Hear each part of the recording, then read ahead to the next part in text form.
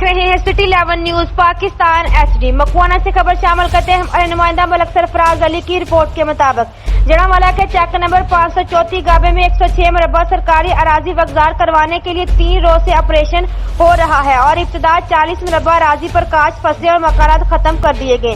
یہ گاؤں 30,000 کی آبادی پر مشتمل ہے اور یہاں پر کسی کے پاس بھی 2-3 ایکڑ سے زیادہ اراضی نہیں ہے۔ یہ غیر آبادی زمین ان لوگوں کے بزرگوں نے 1935 میں اپنے خون پسینے سے قبل کاشت بنائی تھی اور یہ لوگ گزشتہ کئی سال سے بجلی اور گیس کے بل ادا کرنے کے علاوہ ابیانہ بھی دے رہے تھے، لیکن اب انہیں ناجائز قابضین قرار دے دیا گیا۔ کیا حکومت ان لوگوں کو زبردستی اس زمین سے بے دخل کرنے کی بجائے مناسب وجاہت لے کر حقوق مالکیت نہیں دے سکتی تھی؟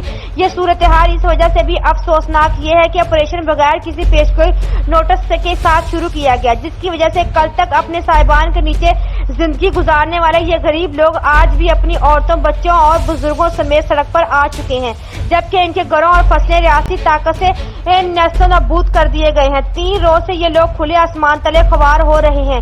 ان کے بھوکے پیاسے مواشی بھی اب الگ جاپ ہو چکے ہیں، لیکن حکومتی نمائندے اور اپوزیشن جان بوجھ کر لاعلم بنے ہوئے ہیں۔